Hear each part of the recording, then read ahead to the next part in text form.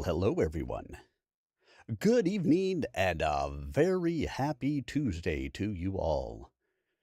I see, like me, you guys survived Snowmageddon. If you happen to be in the path of any of this weekend's storms. Yes, it was messy outside. My kids shoveled yesterday. They shoveled again today. And now there is snow everywhere. But here I am with you. And once again reading The Flow, a hedonist guide to Buddhism, meditation, and travels in Thailand. A travelogue memoir by Laurence Davidson. So, have you all been enjoying the book so far? I know I have. It's been good, well written, evocative, possibly slightly long-winded at times, but that's okay. It's told a very great story. So, on Sunday, because we had to have a Sunday stream this week, we found out that Charlie, unfortunately, had passed away. A very sad chapter to read. And then we moved on to Larry's final time and travels and things like that in and around the Bangkok area. And we learned what he did, and he did what he did. And now we're going to get into chapters 18, 19, and possibly all the appendices tonight. Says there's 3% left of the book. I expect to finish it tonight. Let's see how it goes. We're actually much closer to the end than I thought we were. But there we are. So, we're going to prepare and dive right in here. Give myself a little sip of my drink.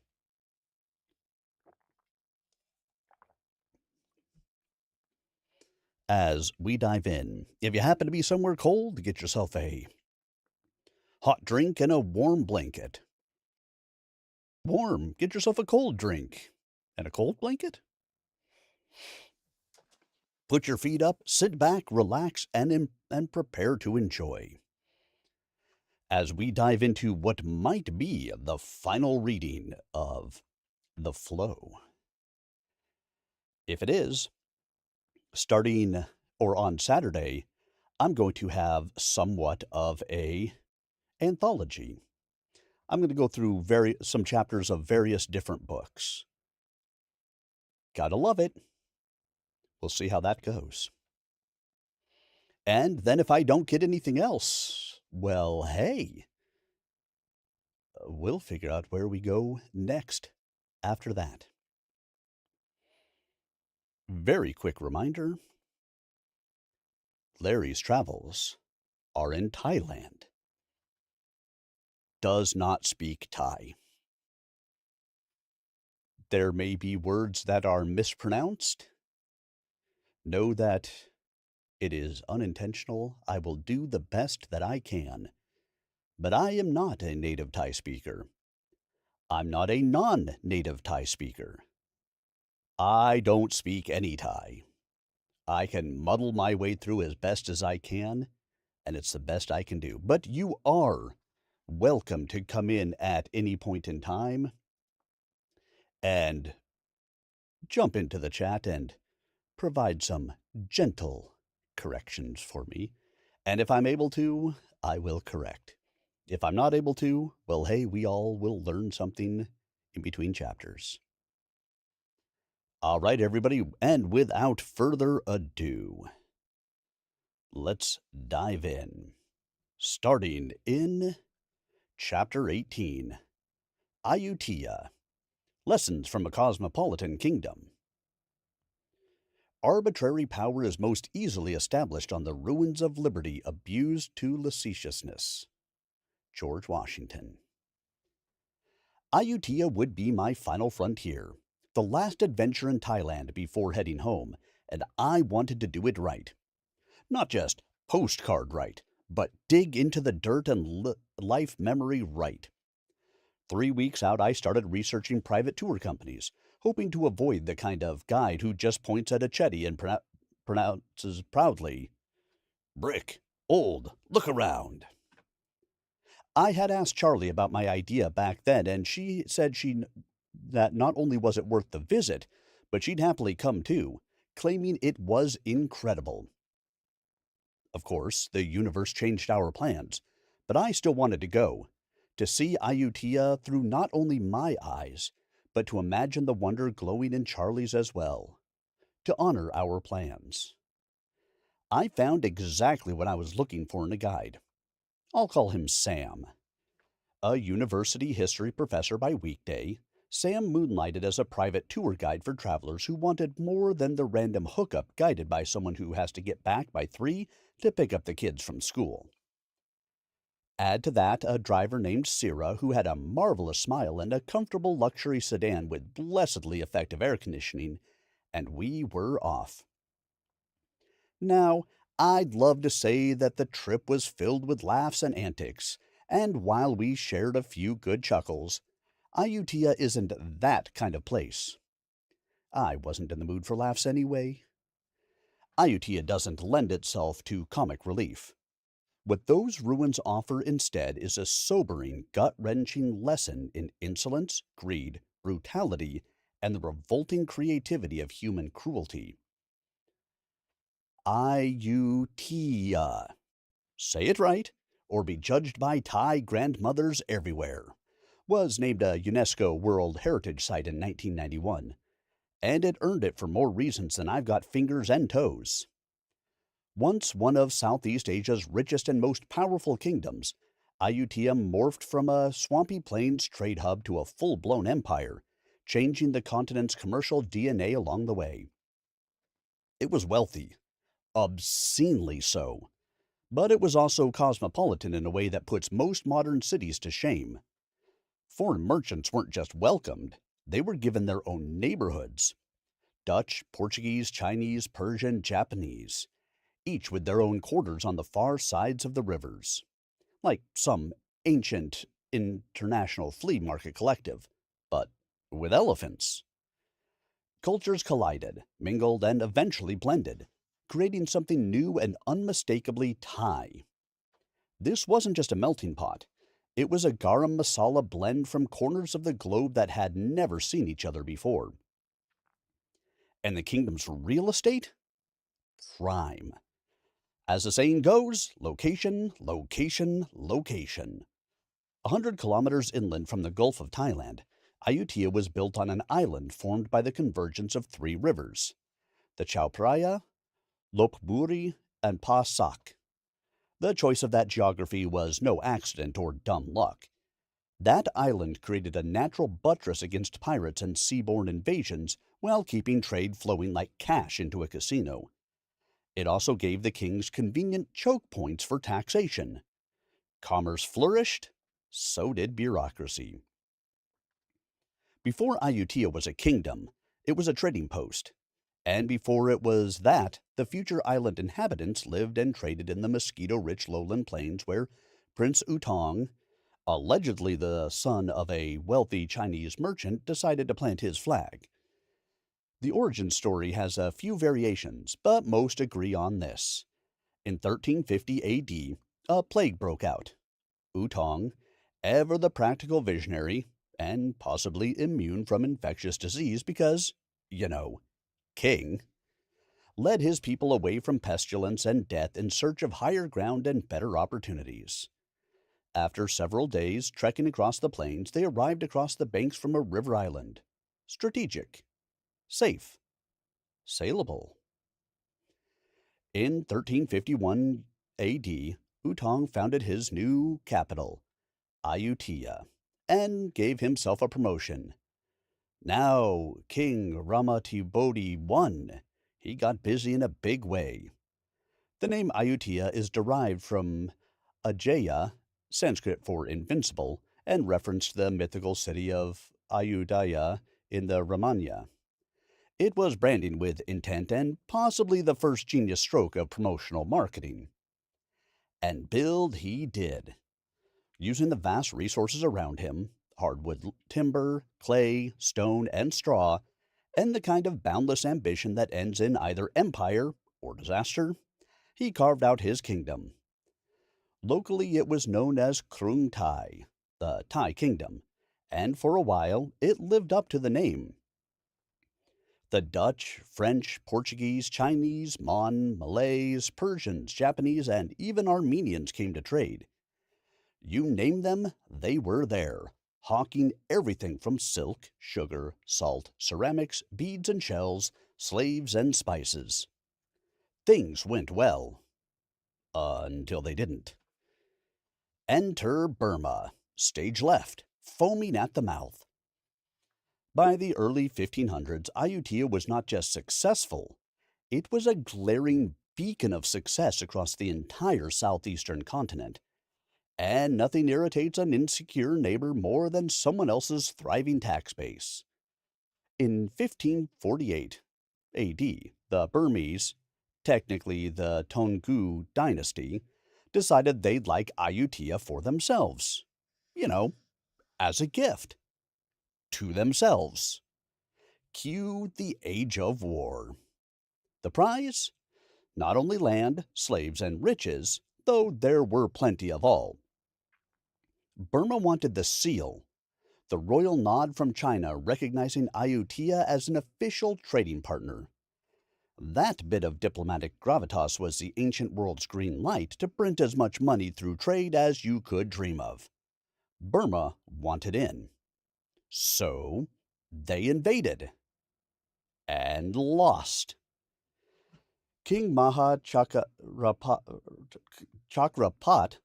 great name, got a ring to it, rallied the troops. Fortifications were rebuilt, mud barricades gave way to tall, thick brick walls. Cannons, courtesy of Chinese trade partners, appeared. The diamond fortress, Pomfet, was constructed to keep things, and people, in check. It was not just defensive, with more than enough firepower to blow an invading armada out of the river, but an economic juggernaut as well. Ships had to stop, report, unload, and be thoroughly taxed. Burma returned in 1569 and succeeded that time, albeit only briefly. Ayutthaya became a vassal state, though only for 15 years. But the Thai don't mind playing the long game. They declared independence, got a little brutal, and sent the invaders packing. But it wasn't only the Burmese. The Khmer of Cambodia saw the weakness and damage inflicted and decided in 1570 AD that war might not only be fun, but profitable as well. It didn't bode well for them, and after a short-lived siege, they were forced to retreat back to Cambodia. So went the next century. Raids, sieges, retaliation, trade, recovery. Over and over. War was a cycle, not an exception. But all the while, Ayutthaya opened new trade routes to India, Persia, and Africa. It exported rice. So much rice. Salt, fish and seafood, hardwoods, sugarcane, arak, a type of rum, and more rice. But the real money makers? Contraband by today's standards. Elephant tusk ivory, rhino horn, kingfisher feathers, sold as aphrodisiacs. Make you strong. Yeah, sure it does. Bling accessories and miracle cures. Because history repeats itself. So do scams.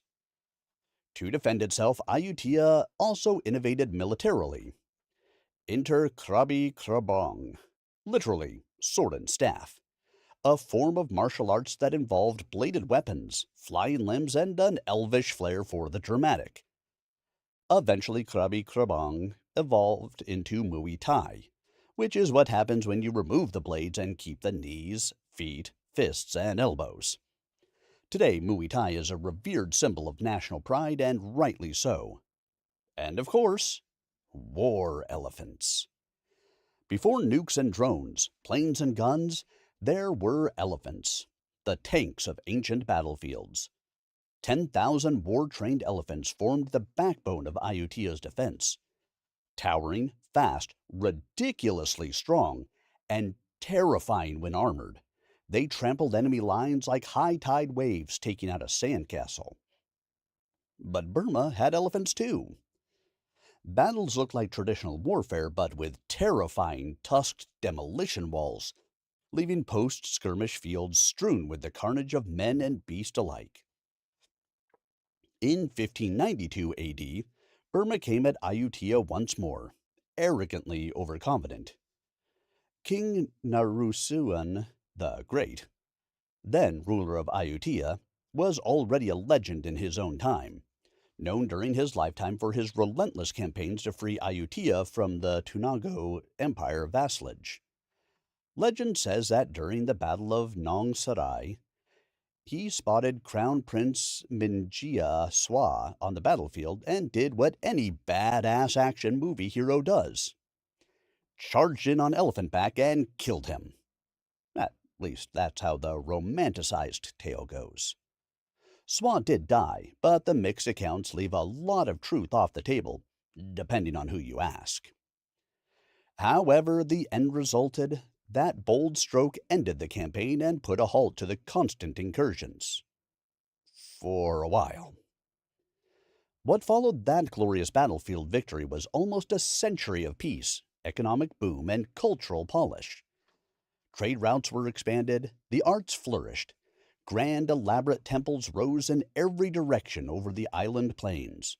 But Ayutthaya's rulers weren't naive. They'd seen action for over 4 centuries and wanted security alongside the ability to earn. So they began to plan a relocation. Rivers, they discovered, were good for commerce, less great for defense. River on one side? Good. Rivers surrounding your economic juggernaut? Not so much. They were learning. But peace never lasts. Not when the moral bankruptcy of greed and warmongering stupidity is in play. From 1688 AD to 1767 AD, almost 80 years, Burma returned to its favorite hobby, Ayutthaya invasion. This time, the gloves were off. The Burmese Konbaung dynasty, the subsequent ruling dynasty after the Taungoo, launched increasingly brutal campaigns. And in 176 AD, they finally did what they'd been trying to do over centuries. They razed Ayutthaya to the ground, torched it, leveled the palaces, slaughtered or enslaved every man, woman, and child they found. They melted the Buddha statues for gold. Like I said, insolence and arrogance. It was the end of the Ayutthaya kingdom. What's left today are silent stone stupas, grand palisades and promenades that once rang with laughter and bowed in reverence to wisdom, cultural development, and commerce. Now, precariously leaning prangs and headless Buddhas with carrion crows for company. Walk among them and you'll hear echoes, the screams of slaughter, the cries of indentured anguish, an elephant's trumpet, bells frantically ringing through temple courtyards, all the while foreign merchants loudly negotiating the day's rice price. It's all there, if you pay attention to the brick breath. Because history, like war, has a way of repeating itself, especially when no one's listening. But that was then. My Ayutthaya began differently, with a quiet early morning drive out of the city, no elephant required. One of those slow, unhurried departures that feels like a gentle exhale. The kind of morning where the world seems to move at half speed, and you finally have a chance to catch up with yourself. The Sukhumvit, normally an electric neighborhood of movement, taxis threading through tuk-tuks, food carts ducking out of alleys getting ready for business, scooters making their own lanes through physics and prayer. It was subdued. Even the sky looked wan, a pale, washed-out blue still waking up. The air felt thick and lazy, but not yet pushing towards heat. I picked up thick cardamom and clove-spiced Turkish coffees for the three of us. We rolled east. 80 kilometers passed in a watercolor blur. The highway unfolded in long, looping curves, flanked by low-slung buildings, roadside markets doing brisk breakfast business, and wide plots of farmland not yet swallowed by cement or industry. It was a good kind of real life in between city and country, between noise and silence, between who I had been and whoever I might become. The landscape wasn't trying to impress anyone. It was simply landscape. The original plan? I wanted to see monkeys. Because, well, monkeys. But recently, the Lopburi Monkey Temple, Wat Kai, was reading more like a simian war zone than a tourist destination. Overpopulation led to overstimulation. Overstimulation turned to aggression with more than a touch of ape anarchy. Combined, this was a tinderbox for dangerous moments. Tourists fed the mayhem with ill-advised snacks and idiotic selfies. Mouth-to-mouth banana feeding? Really? And eventually it spiraled. One overzealous tourist tried to selfie with a monkey who was having a bad day and was in no mood for candid photos. The tourist didn't fare so well. Then came the monkey roundups, culling of the more aggressive Mackays, followed by new management policies and a whole lot of finger-pointing. So, monkey was off the menu. Instead, we stopped first at the Bang Pa Inn, Royal Palace. I'm glad we did. If you were in the neighborhood, make the time and take in a tour. It's one of those places that catches you off guard by being calmly spectacular. No chest-thumping grandeur, just great. Sabai, Sabai. Tranquil. Wide boulevards were broad manicured lawns. Lazy ponds rippling under pastel pavilions. The whole place felt like it was built to soothe the mind. Add buildings that didn't so much clash in style as whisper to each other across cultures. Sam knew everything and shared his knowledge with generosity and enthusiasm. We circumambulated Ho Withun Tanasa, the Sage's Lookout, a vermilion and mustard yellow striped tower built like a lighthouse for royalty who never needed to navigate anything more treacherous than a formal garden party. Add to that a whole lot of gold leaf trim, and you've got an eyeball party happening right in front of you. It looked like something out of a psychedelic dream, a misplaced carnival ride dropped in the tropics. Then there was Wahart Chamrun, or Heavenly Light, a Chinese-style royal palace and throne room, constructed entirely of teak hardwood, lacquered in white and red, then trimmed in gold. The latticed windows and open terraces reflected the yin-yang of Taoist balance. Built by Chinese master craftsmen as a gift from China to the royal family of Thailand, it looked exactly like something out of the Forbidden City. The smell of the wood and incense clung to the air inside, faint yet fragrant.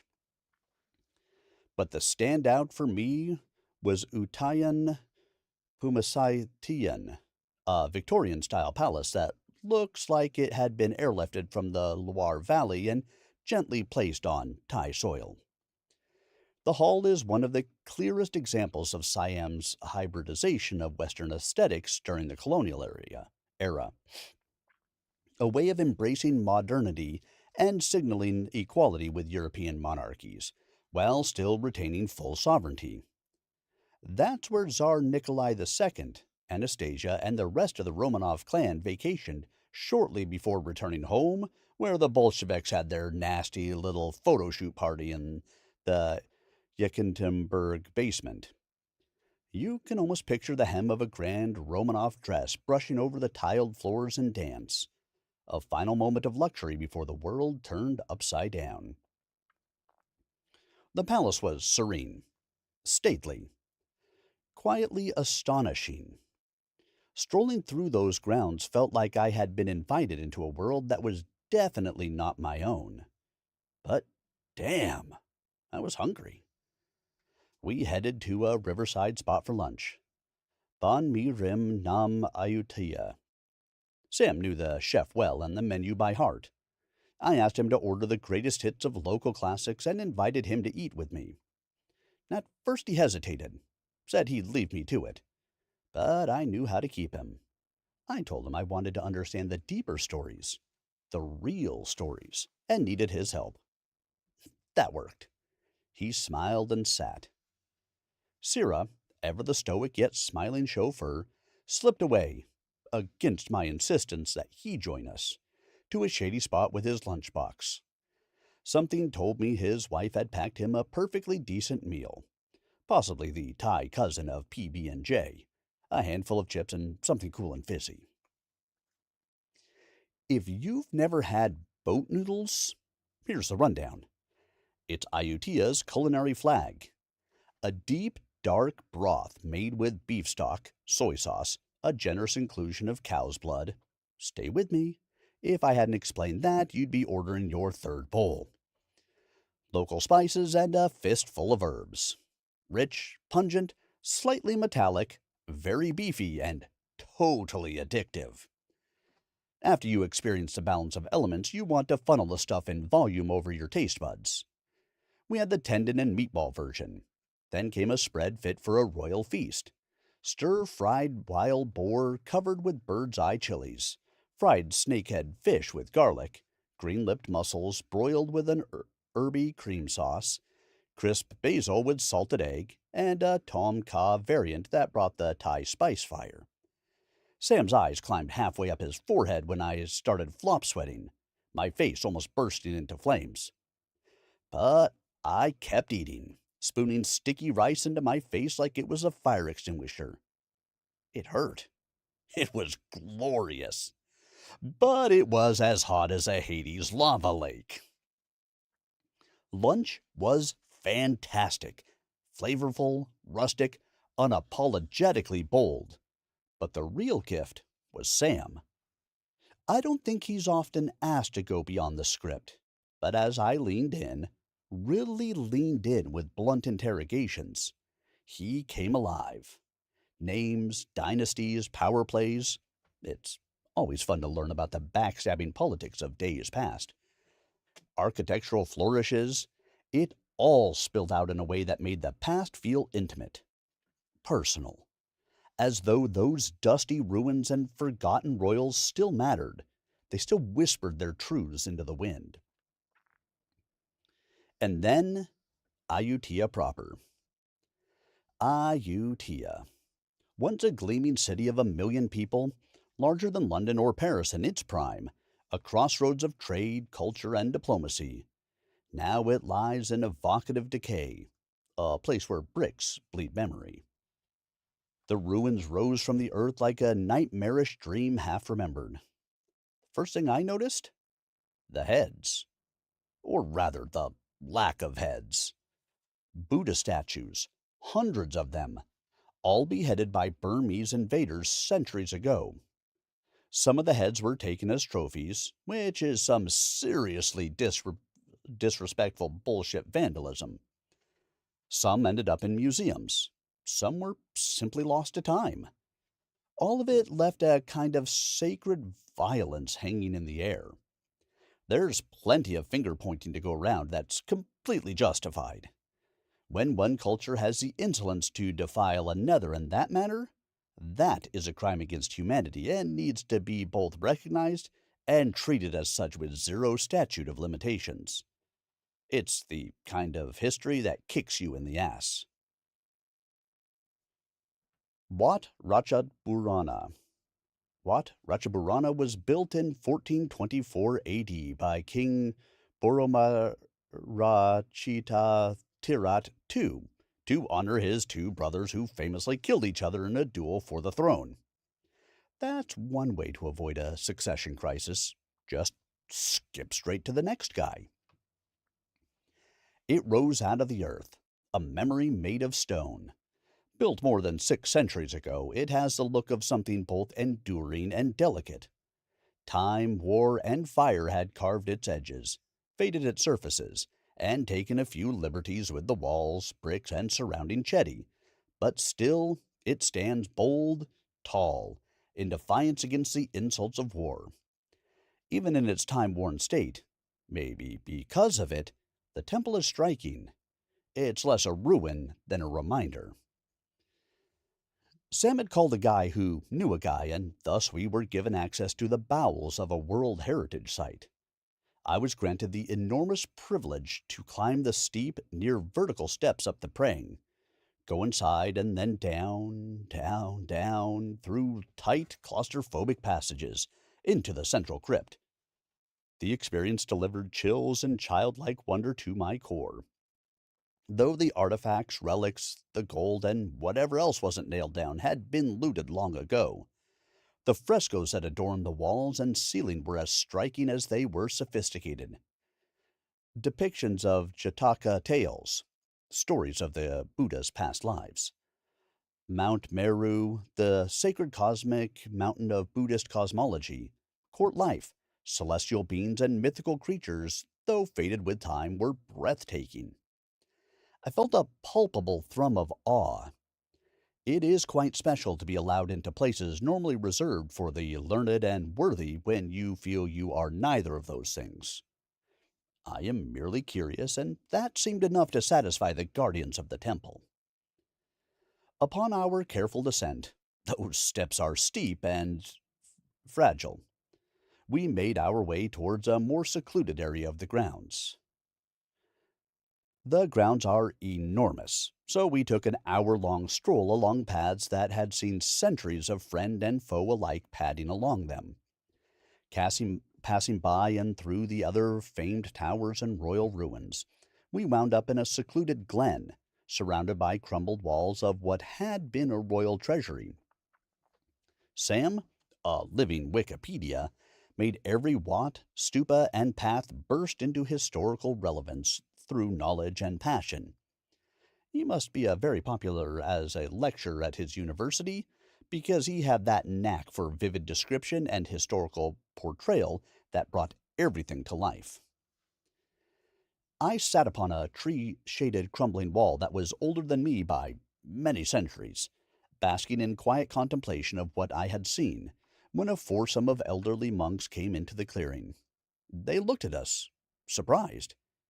It quickly became apparent they were not used to seeing people in this secluded, remote corner of the grounds.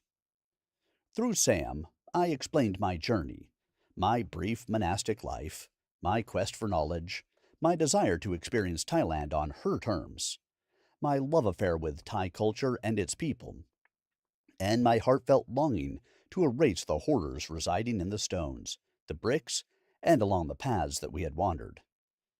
The eldest monk gave me a smile that exuded wisdom. Through Sam, he told me that the past exists to offer lessons. That suffering, once remembered with compassion, loses its sting. Erasing it only ensures it comes again. Another asked why I had disrobed. I said I wasn't ready yet for a life of such nobility, that I still had a lot of stupid to burn through. That received nods of understanding as I showed them memories of my monastery days. Bald, robed, trying my best to look serene and pious. They were kind about it. I mean, really, what's a monk to do? We spoke for a while. Before we parted, they invited us to their temple, Wiharn Fra Mongkon Vopfit, for a private tour and blessing. A kindness I did not expect. But then again, Thailand has had a way of opening doors when I stopped knocking. I was deeply honored. We returned to Bangkok long after the official tour had ended. I would happily have stayed overnight at the temple, but Sam and Sira had homes and lives to return to. And their tour company required the same number of people return as departed. Maybe too many missing bodies in the past. Even so, they lingered. No one seemed in a hurry to split asunder. I like to believe they enjoyed the day as much as I did. As we made our way back, I felt something relax, a kind of unburdening. Those ruins, those monks, that land, they didn't demand reverence.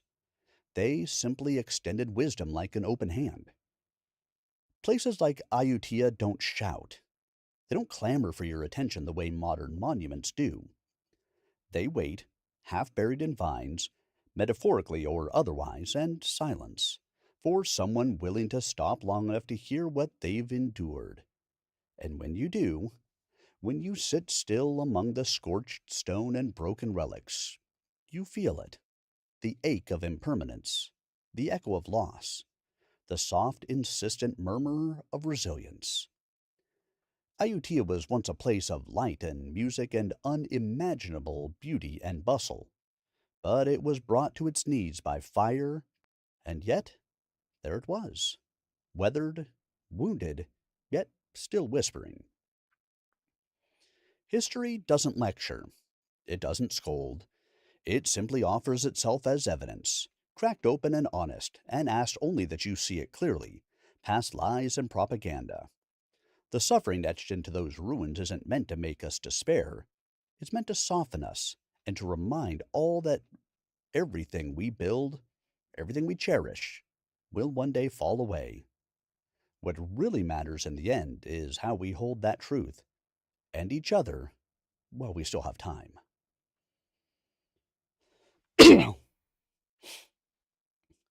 Yep, definitely getting through all of it tonight.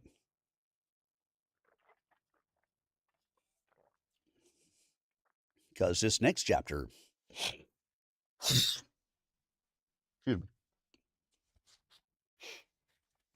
is quite a bit shorter, and then we have some appendages, whatever we want to call them. Appendiciples? Appendiciples, let's go with that. We have some appendiciples, everyone. Dun dun dun. Remember, if you have anything that you'd like to add to thoughts, comments, or anything else along the way, chat is open and ready for you.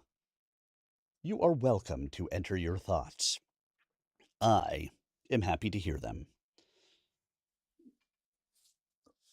But now, let's move on.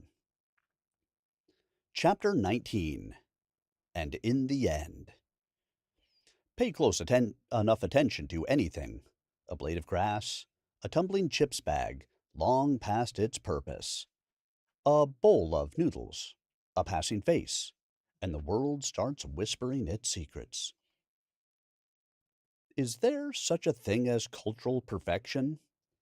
Or is there some elusive societal state of grace? If so, who gets to define it? The conqueror or the quiet village? The GDP or the generosity of strangers? Perfection implies completion, an end point. But culture isn't a product. It's a current, moving, merging, eddying. It thrives in contradiction, in the tension between ancient rituals and the buzz of neon, between devotion and decadence. So how do we measure it? Is it in humility, the monk sweeping temple steps at dawn, never asking to be seen? Or generosity, the kind that costs nothing but kind intention? Is it in the eyes of a beautiful woman slipping fruit into your hands with a wink? Is it in humor, crude, sly, self deprecating, telling us how a people survive history without losing themselves? Or in sadness, the collective ache of lives lost to war, famine, disease, migration, modernization, and memory? What about hope? As lanterns rise into inked night skies, carrying wishes not yet broken by the world. And then there's desire, the motor of it all, for beauty, for recognition, for more, for less, for meaning. Creativity follows close behind. Graffiti on a crumbling wall, calligraphy on a monk's manuscript, TikToks and temple murals, watercolors and woven silks that educate, astound, and amaze. Perspective shifts like light in a rice field, depending on who's telling the story. Ambition powers a city skyline. Wealth paves the roads to it, but neither tells you who smiles inside the homes. So, is perfection found in the balance? In the willingness to keep asking, keep adapting, without forgetting the soil beneath your feet? It's been said 1,000 ways by wiser voices than mine. If you want to understand respect, not the performative kind, not the polite nod across a table, but the sincere rooted kind that lives in the bones, then you have to move. Not up, not forward, out. You have to travel, not to collect visa stamps and selfies, but to be made small in the presence of something older, bigger, and wiser than you. To eat food with your hands, to bow to a stranger with an open heart, to sleep on floors, to mispronounce names, words, and phrases, then try again, to listen longer than is sometimes comfortable. Respect doesn't bloom in echo chambers or airport lounges. It grows when you let your guard down in a stranger's home, when you don't understand the language but you feel the meaning anyway, when you realize your way is not the way, it's just a way. You begin to see that tradition isn't quaint, it's continuity. That ritual isn't rigid, it's rhythm. And culture isn't a museum, it's a living, breathing improvisation. A collective story constantly being written as a guiding light from the past to the future via 1,000 dialects and dances. Can cultural perfection, or some approximation of it, exist? Even if it's only for the historical blink of an eye? I believe it can, though the windows of those fleeting glorious moments are small and often barely open. Here's the thing. Strip away the passports, the rituals, the anthems, the flags, the apps, and most people want the same damn thing. To be happy. To live outside the grip of constant worry. To love and be loved in return. Fiercely, freely, and without footnotes or agendas.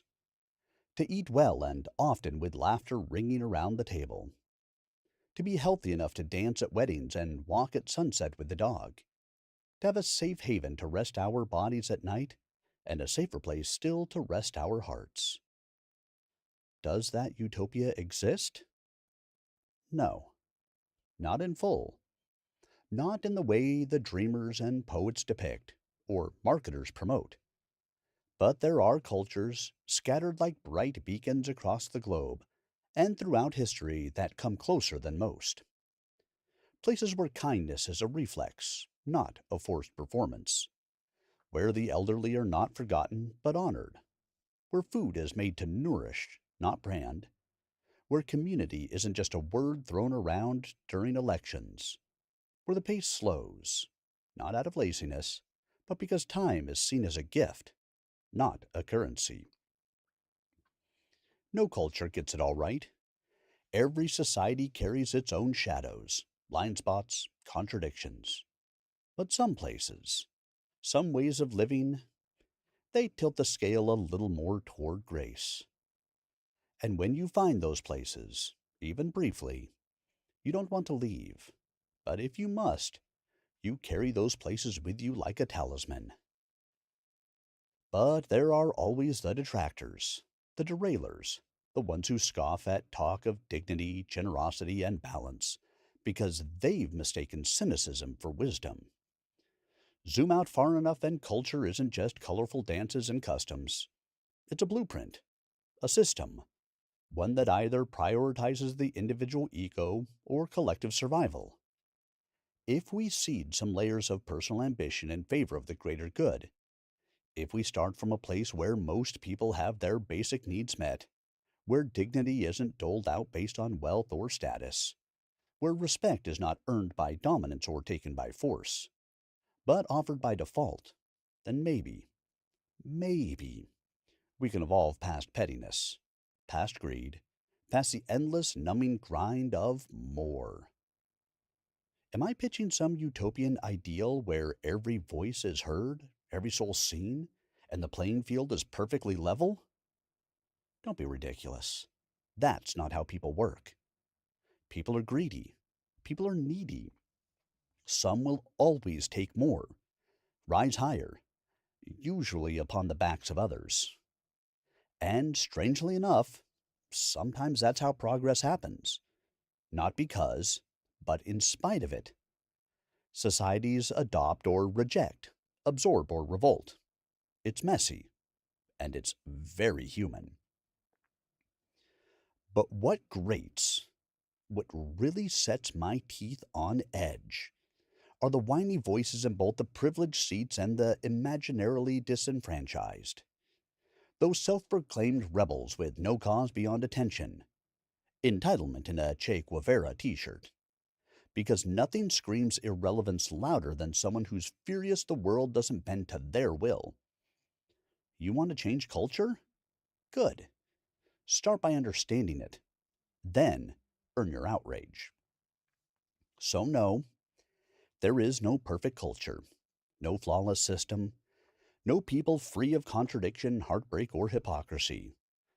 But if such a thing as cultural grace exists, a near ideal carved from not wealth or dominance, but from daily gestures of care, balance, and beauty, then Thailand comes close.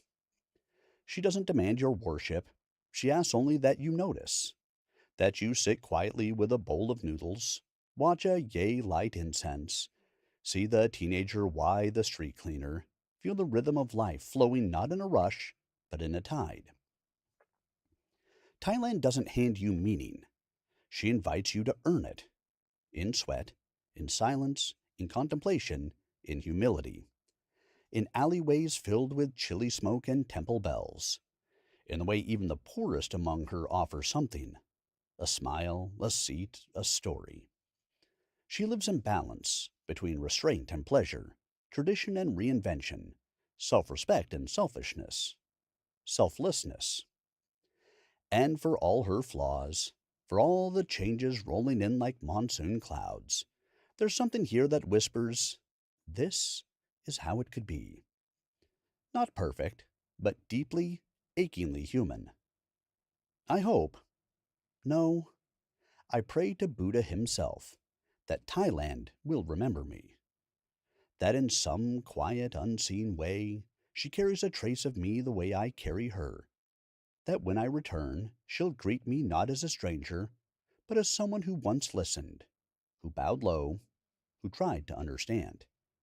And that she'll be as thrilled to see me again as I will be to see her.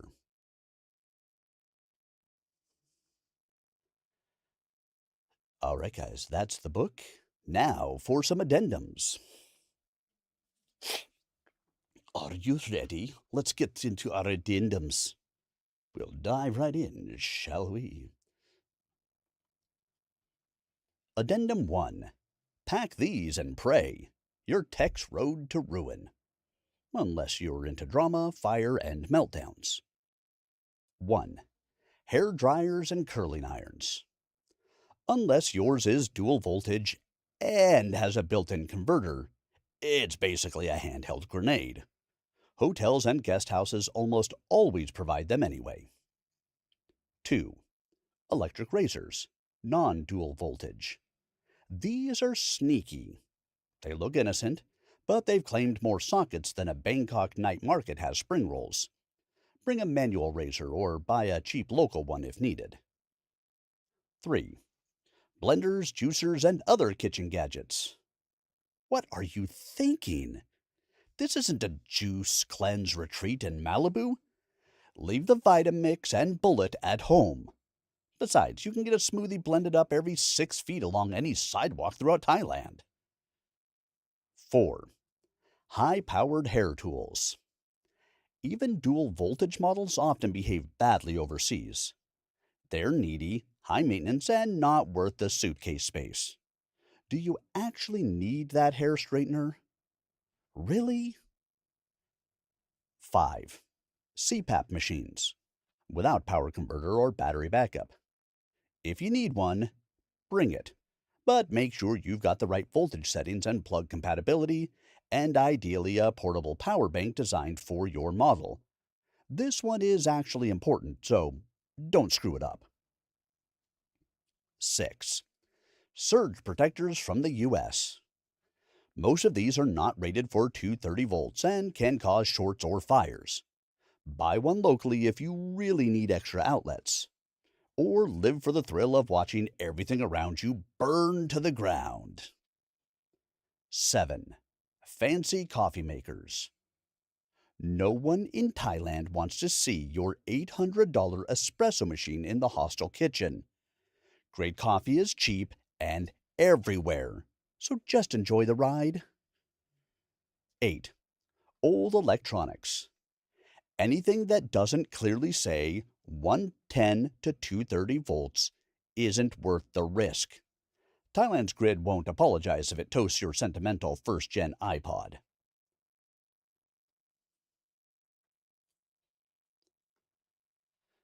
Addendum 2. Laurence recommends. My top 10 list. I was going to end this with a finger-wagging sermon about fast food chains and the cultural erasure they represent, but you already know that. So instead, here's a list of places that mean something to me and that I'd fly back to Thailand for in a New York minute. 1. Best bowl of noodles. You have to ask, did you read the book? Up in Chiang Rai is Lanzhou noodles. Hands down some of the greatest noodles on earth, and I've eaten a lot of noodles. However, unless you are actually starving or have a lot of time on your hands, pass on the second helping of noodles. You can always go back. Tell Chu Larry sent you. 2. Places that made me cry. There are many places in the world that have brought me to tears through sheer beauty. But in Thailand, Ai Monastery is one of those places for many reasons, but as a tourist, you might experience the same emotional impact by staying at Ai Retreat just round the bend. Sunsets on Koh Chang from Kai Bay Beach? Yeah, that will do it. Wat Pho did it too. Bawled my eyes out at the serene beauty and majesty of the place. 3. Most spiritually transformative mango. Every fruit stall lining the Chiang Mai Night Bazaar. When they're in season, you cannot get anything other than a life-transforming mango. Those will turn your mouth into a wonderland of appreciation. 4. Restaurants that restored my faith in romance. Sushi Masato. Romantic and unbelievable food. Sorry, but the only place I dined at was with Charlie with romance in mind, was Masato. Horsamut would be a great date place. And yet El Barrio on Koh Chang comes up strong if you're with someone you're madly in love with. It may get crowded, but you'll feel both cared for and ignored in equal doses and at just the right moments. 5. Best coffee in Thailand? Wow. I'm thinking that those might be fightin' words. There is so much outstanding Java everywhere you go in every part of the country. However, Blue was my favorite. It's a small chain of Thai-owned slow-press coffee houses that make syrup consistency cappuccinos that never taste charred. You can find them in Chiang Mai and Chiang Rai. 6. Fruit stand that might change your life. The small store along Charon Krung Road, just past Weed Castle. It changed mine, and even though Charlermoine is no longer with me, her shop is still there, and I know there is no way her family let it slip. Incredible fruit can be that transformative. 7. Ethical Elephant Sanctuary. Elephant Freedom Project is really an incredible place and an inspiration that showcases how to care for and be part of an animal's life without being a dick. If you're in northern Thailand, you really should do the full day package. It's life-changing. 8. Best places to lay your head down. The Namtong Boutique in Chiang Mai is one of the most comfortable hotels ever stayed at anywhere in the world. In Bangkok, the Rembrandt is truly a great place to park your ass for a week or more. It's comfortable, central, and the staff is fantastic. So what if it's older? Get over it. 9. Best meal that costs less than a buck. The Szechuan pork chops in the Wat Pavilion, Chiang Mai Saturday Street Bazaar. 89 cents and you gotta be kidding me with perfection. Runner-up is Roti Pa de Carte on the Ta Phe Road. They're worth the wait. 10. Death row last meal before the juice flows. Horsamut. If you love Thai cuisine and want to experience elevated interpretations of the classics, this is your place. From the food to the best booze selection. Tequila Azul and 30-year-old Glen Moraine? Anyone? Class? Bueller? I saw throughout my journeys up and down the country. Plus the view? Slam dunk if your death row meal must be Thai. 11. Because screw limits and lists. Thailand. All of it. Every goddamned bit of it. You should go. I said it before. Toss away your inhibitions, your qualms, and your schedule. Just do it. Oh, wait. That's protected by copyright. All I know is you will not be disappointed, and maybe, just maybe, you'll find magic in a culture so far removed from what you know that it absolutely will change your life.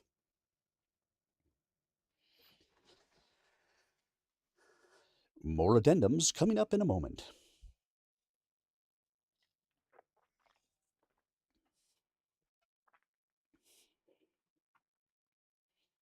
Addendum 3. Asparagus, fontina, and prosciutto. This is for 2, assuming you like the person enough to share. 1. Fat stalks only. The skinny ones are useless for this recipe. Trim the hard bottoms and peel the lower 2/3 of 8 stems. The asparagus stalks need to be uniform in length. Next, steam them just until they're on the edge or on the crispy side of al dente, about 4 minutes. They will cook further, so it's important to not overcook them at this point. Let them cool down. Patience is part of the flavor. 2. Lay out your prosciutto. 2 layers per bundle, about 4 slices each. We're making edible burritos of joy here, so don't skimp. 3. Take 4 stalks of asparagus. Line them up next to each other like little soldiers, but top to tail, i.e. 2 floret heads at either end, and tuck 2 sticks of fontina, or another mellow melty cheese, end to end between stalks number 2 and 3. Bring 1 and 4 up and over on top of the cheese like a Lincoln log structure. Wrap that prosciutto up and over tightly. It's got enough fat to hold everything together without twine or genuflecting to a deity. 4. Put the bundles into a long pan and slip into the oven for a low temp warm-up. You want the cheese to be just shy of melting. That'll happen in the pan. 5. Preheat a sauté pan to medium and gently toast each side until the prosciutto crisps just enough to crackle, but not enough to fight you. You do not want to overcook it and lose that fat. The cheese should just start to ooze, whispering dirty things to the asparagus. Just before serving, drizzle some really good olive oil and fresh lemon juice for that extra juju sparkle. Serve as a side or make these a light dinner all on their own. Salud.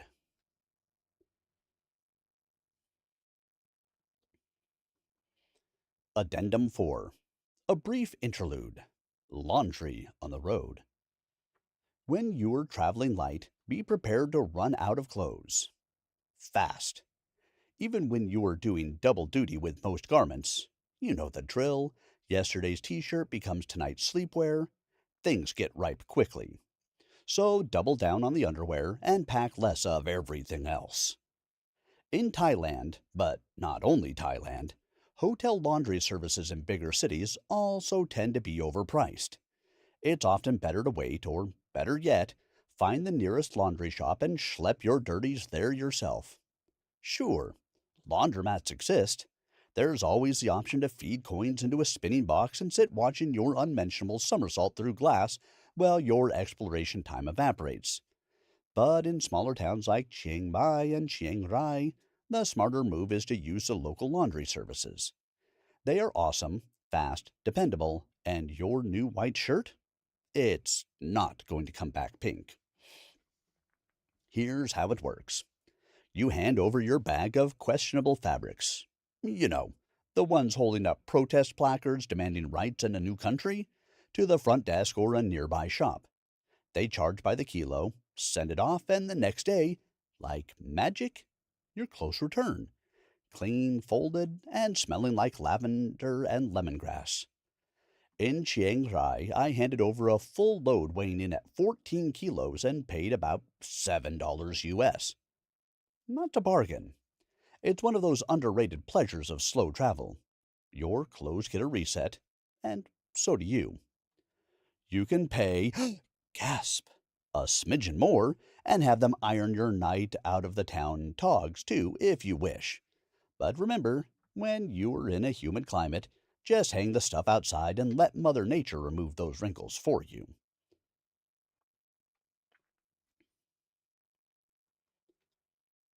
Acknowledgements. To all you incredible souls who helped me along my journey, acted as press gang sounding boards or ersatz editors, inspiration, or were simply there for me when I needed friends the most, I am forever in your debt. Many merits to all of you from my heart. Tammy Nelson, Margaret and Dawn Paulk, Toby Goff, Booth Teeters, Chris Maddox, Jim Cecil, Pinto Naravane, Naravane, Lenny Jimenez, Dan and Sarah Mayhew, Jesse Hildebrandt, Spencer Sieves, Aaron Miller, Sarah Mills, Ken Merrigan, Gavin Lowry, Namdak Lama, Dujam Jigdral Rinpoche Yeshe Dorje, Joshua Liederman, Emilio LeBlanc, Tan the Man, Jian Wai, River Hill, Sela Samwise, Chalermwan, Chakapan, Nim, Nam, and Amanda, Wing and my friends in Bangkok, Chiang Mai, Chiang Rai, and Ko Chang, and last but certainly far from least, my guides, my teachers, my mentors, my friends at I Monastery.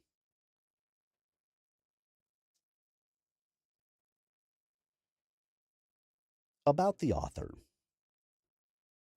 Laurence Davidson is a writer, lifelong traveler, and practicing meditator, with a taste for the absurd and a knack for well-cooked language.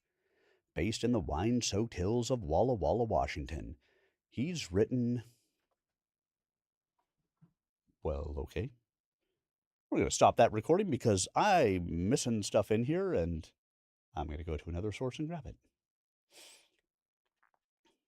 He's got a big picture on this page, so I think it's making things a little funky. Yes, it is. All right, bringing over another source. Let's try that one again, shall we? About the author. Laurence Davidson is a writer, lifelong traveler, and practicing meditator with a taste for the absurd and a knack for well-cooked language.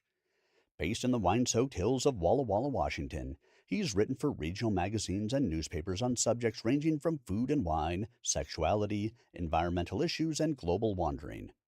A certified sommelier, an excellent chef, he hasn't given anyone food poisoning to date as far as he knows, unaccomplished though terrible musician and unlicensed philosopher and a loving keeper of hearts and souls. He brings a unique blend of insight, irreverence, and compassion to his storytelling because PC doesn't work in his world. The Flow is his first book, For more about the flow, check out https lawrencedavidson.com. For outtakes, additional flow material, and other writings, check out Lawrence's Substack site. All right, everyone, we have reached the end. The flow is officially complete. I thought we were going to have more readings than this, but hey, here we are. So, I hope you guys enjoyed the reading of the flow. If you missed any part of it, go back and check it out on the YouTube channel. Or you can always go and pick up the book. I know it's on Amazon. You can also probably check out Larry's websites and find some more information through there. I will be back again on Saturday, and as I mentioned, I'm looking to do a little bit of an anthology. I'm going to say 3 authors reach out to me with a couple of chapters for me to read of them. One of them is A.C. Sherman, who you guys may remember from Once Upon a Time in Detroit. He's got another book out that I'm going to read a couple of chapters of. I've got a short story to read for Vanessa Finati, who you guys may know from the virtual book tour that I did with her. I've got a third author, and I could not for the life of you right now, or for the life of me, I should say, tell you his name, but if you wait one moment, I actually just realized I have the book up here, so I can find out. Let's see, where is it? Where is it? I'm going to read the first 3 chapters of Altar of Scales by Chase Randolph. And then, depending on how much time we have spent on that, if there is still time left in the stream, I might read the first couple of chapters of my work in progress. No promises. And not only that, but it is a work in progress. I'm nowhere near complete with the story right now. So, when I say it's a sneak preview, it's a real sneak preview. But that's what our Saturday looks like. If we get through that, and I still haven't gotten anything from anybody on what my next book will be, because I've had nobody reach out at this point. If that continues to be the case, then either I will move back into, for a little bit, the Apprentice Adept series by Piers Anthony. I may do some Battletech. I may read Winnie the Pooh, for God's sake. We'll see how it all goes. Well, until then, I hope you guys enjoyed the flow. If you have listened along with it, please stop out on Amazon and or Goodreads and leave a review for the author. Reviews mean so much to the authors of these books. It's important that you consider writing a review for Larry, as well as any of the other books that I have read. Give a like, comment on the videos, ask questions, do all of those things. Help me to grow my channels. Help the indie authors that I read to grow their following. Many of them have been very good, and I hope you guys think so as well. So until I see you on Saturday for the next read, might be Sunday, there might be an MWO match again. I don't know yet. I'm finding out week by week. I should remind you guys, Thursday I will be back with MechWarrior Online and Tactics of Duty, because I read Battletech when we play MechWarrior. Have yourselves a wonderful evening, a great week ahead, and I will see you guys all again really soon. All of these chapters will be up, including the addendums, on YouTube later tonight. Good night, everybody.